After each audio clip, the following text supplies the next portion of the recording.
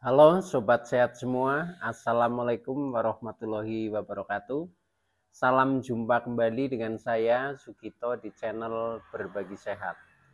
Channel edukasi dan motivasi seputar asam lambung, GERD, anxiety psikosomatis berdasarkan pengalaman saya sebagai orang yang pernah menderita asam lambung, GERD, anxiety psikosomatis dalam waktu yang cukup lama.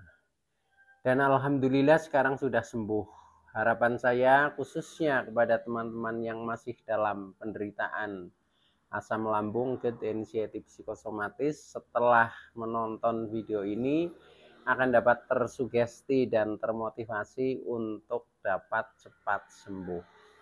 Saya bisa sembuh, insya Allah teman-teman pasti juga bisa sembuh. Badai pasti berlalu.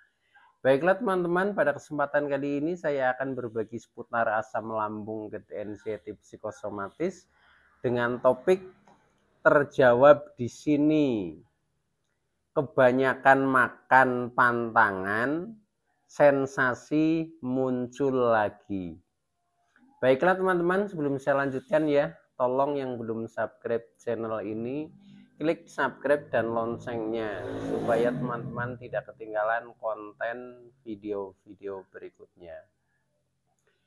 Dan jika suka, klik like, selalu bagikan ke sosial media teman-teman. Semoga bermanfaat buat kita semua. Baiklah, kita lanjutkan. Jadi topik kita kali ini adalah terjawab di sini, kebanyakan makan, pantangan, sensasi muncul lagi. Ini juga sebagai jawaban ya atas komen dari subscriber setia yang punya akun Rusdi HA. Halo Mas Rusdi HA ya, yang menanyakan dalam kalimat yang panjang ya, tapi kalau saya ringkas intinya seperti ini. Saya sudah baikan tapi terlalu banyak makan makanan pantangan jadi muncul sensasi lagi. Bagaimana solusinya Pak? Nah seperti itu.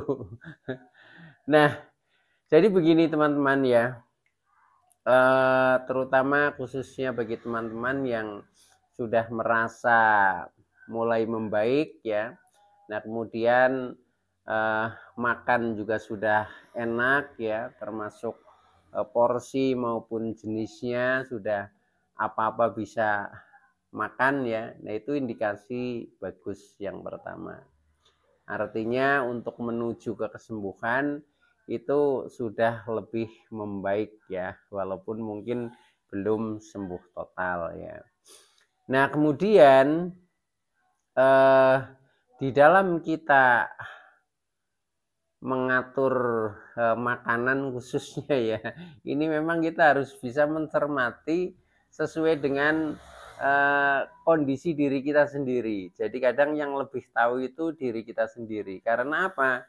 Karena sensitivitas diri kita itu berbeda-beda ya, berbeda-beda. Artinya dengan pantangan makanan ini mungkin bagi saya nggak apa-apa, tapi mungkin bagi orang lain sedikit masalah atau sebaliknya seperti itu.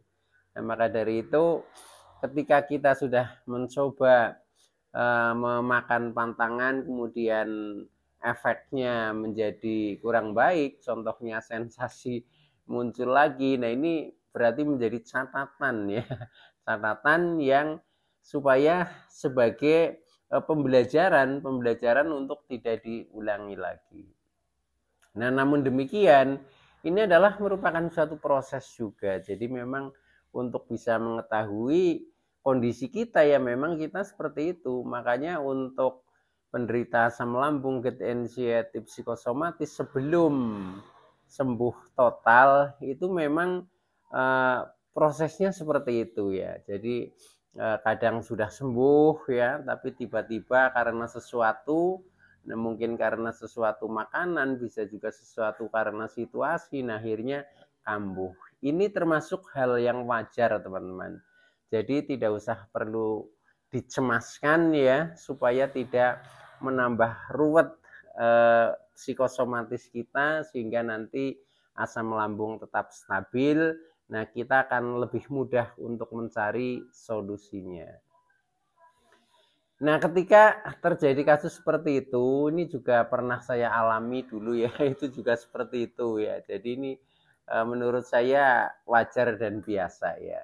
Ya, hampir semua penderita itu mengalami seperti itu. Jadi kadang kita memang sudah merasa sembuh dan ingin sudah seperti normal kembali. Nah, akhirnya makan juga sudah tidak ingat pantangan dan sebagainya. Nah, ini biasa seperti itu. Walaupun kadang masih ada yang sensitif gitu. Ya, ini adalah proses ya teman-teman, proses untuk menuju ke kesembuhan. Jadi saya melihat ini tetap indikasi yang baik. Nah, namun demikian setelah terjadi contohnya seperti tadi ya, setelah kita makan pantangan terlalu banyak, kemudian sensasi muncul lagi ya.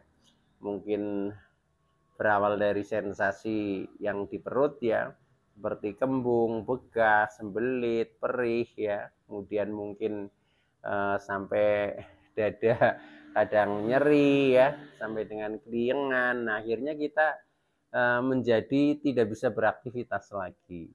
Nah, ini sesuatu yang wajar, akan tetapi kita tidak perlu cemas, dan ini juga sebenarnya mudah solusinya ya. Artinya mudah untuk dikatakan, tapi kadang prakteknya memang kita perlu hati-hatilah seperti itu.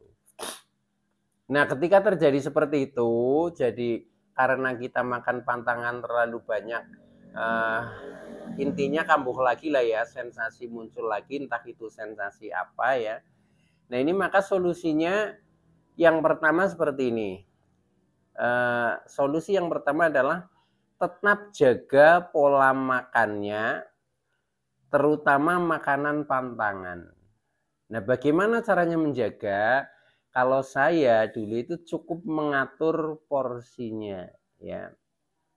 Artinya begini, karena kita sudah merasa agak baikan, kan kita inginnya bebas lagi makan. Nah kita boleh mencoba, tapi dengan mengatur porsinya. Contohnya dulu saya kalau makan yang asam ya boleh makan sedikit. Kemudian yang pedas-pedas ya, contohnya sambal, ya saya tetap ambil tapi terkendali sedikit gitu. Termasuk makanan-makanan yang berminyak mungkin, nah kita juga makan tapi kita kurangi gitu. Jadi intinya tetap jaga pola makan dengan mengendalikan makanan-makanan pantangan, terutama kita kurangi porsinya. Ini yang pertama. Kemudian yang kedua, melatih makan makanan pantangan dengan yakin supaya tidak cemas. Nah, begini teman-teman. Sebenarnya kadang kondisi secara fisik kita itu memang sudah membaik, tapi karena kita makan makanan yang dulu pernah dipantang, nah kemudian anxiety-nya ya, kecemasannya itu muncul, atau psikosomatisnya ya, pikiran kita ini juga muncul. Nah, akhirnya yang seharusnya tidak jadi masalah akhirnya jadi masalah, yaitu sensasi jadi muncul lagi. Itu karena kita mencemaskan. Contohnya misalkan ya, kita tidak terbiasa misalkan makan makanan pedas. Nah, tiba-tiba karena ya lupa atau ingin sekali, nah akhirnya kita makan sambal agak banyak lah ya.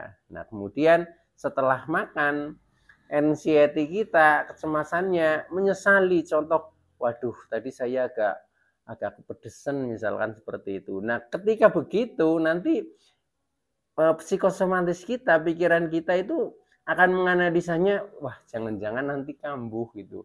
Nah, ketika pikiran sudah seperti itu, karena kita sudah terkena psikosomatik ya, jadi apa yang dipikirkan akan direspon oleh tubuh, terutama lambung, maka akan kambuh beneran itu. Nah, oleh karena itu perkataan pikiran, perbuatan ini adalah doa. Nah, maka dari itu kita jangan mengande-ande ya, jangan mengande-ande, jangan ragu. Intinya kita harus yakin. Jadi ketika kita mau makan makanan pantangan, kita yakinkan dulu. Kalau kita tidak yakin, artinya ragu, lebih baik tidak makan. Tapi kalau kita yakin, makan saja, nggak apa-apa. Dan akhirnya juga tidak akan apa-apa, itu seperti itu ya. Jadi untuk kunci bisa makan pantangan atau tidak, yang penting yakin. Kalau yakin tidak apa-apa, makan. Kalau kita tidak yakin, ragu, jangan dulu. Karena apa? Nanti akan berimbas kepada anxiety dan psikosomatiknya itu. Oke, teman-teman ya, itu yang solusi yang kedua. Jadi kita makan harus yakin. Nah, kemudian solusi yang ketiga, melatih makan makanan pantangan sedikit demi sedikit. Jadi karena kita kadang tetap masih punya rasa keraguan-raguan, rasa kekhawatiran, itu wajar ya. Nah, maka dari itu caranya kita latih sedikit demi sedikit.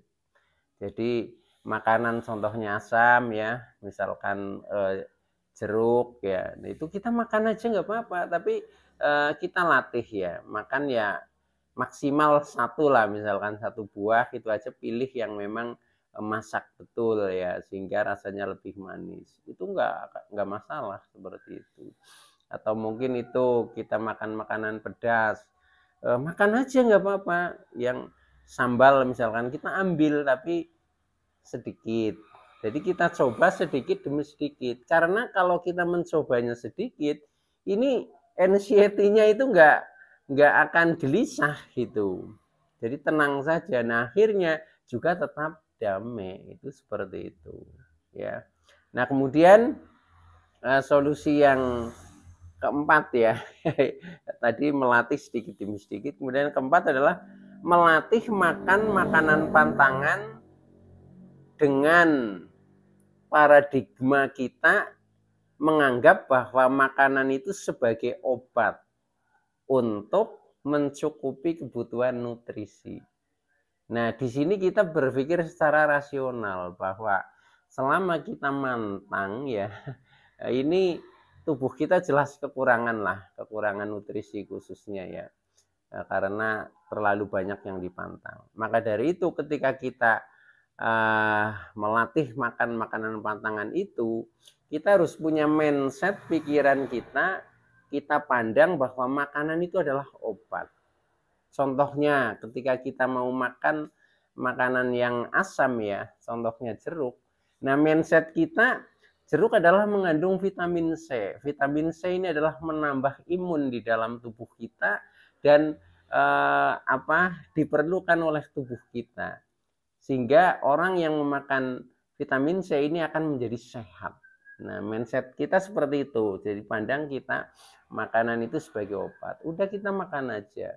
Nah, ini juga kecemasan dan pikiran negatif ini nggak akan muncul itu, karena kita sudah mindsetnya makanan ini adalah sebagai obat gitu.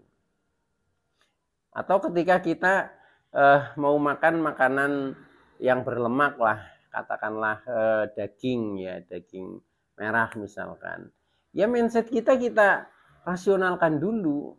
Saya harus makan katakanlah daging sapi atau mungkin daging kambing karena ini sumber protein yang sangat bagus misalkan. Udah kita makan aja karena tubuh kita butuh protein untuk membangun sel-sel yang telah rusak. Nah, maka yang makan daging ini akan sehat. Seperti itu mindset kita ya. Nah, setelah itu kita makan, tidak ada keraguan-raguan, tidak ada kecemasan ya, pikiran tetap positif ya, akhirnya tidak masalah. Itu seperti itu ya. Oke, jadi intinya begitu teman-teman ya. Ketika kita mau makan, memang ada beberapa hal yang harus diingat, seperti tip-tip tadi yang saya sampaikan. Insya Allah dengan seperti itu tidak akan kambuh atau tidak akan muncul sensasi-sensasi lagi. Tapi dengan makan makanan yang tepat, kita akan menjadi tambah sehat. Tetapi dengan makanan yang kurang tepat ya, nah itu justru kadang bisa menjadi masalah. Nah itulah, maka dari itu kita harus selalu perhatian di saat kita mau makan, hal-hal apa yang kira-kira perlu kita lakukan. Oke teman-teman ya, itu dulu yang bisa saya sampaikan. Kurang lebihnya mohon maaf. Terima kasih atas like, subscribe, serta komennya. Saya Sugito dari channel Berbagi Sehat. Saya bisa sembuh, insya Allah teman-teman pasti juga bisa sembuh. Badai pasti berlalu. Oke, terima kasih. Wassalamualaikum warahmatullahi wabarakatuh.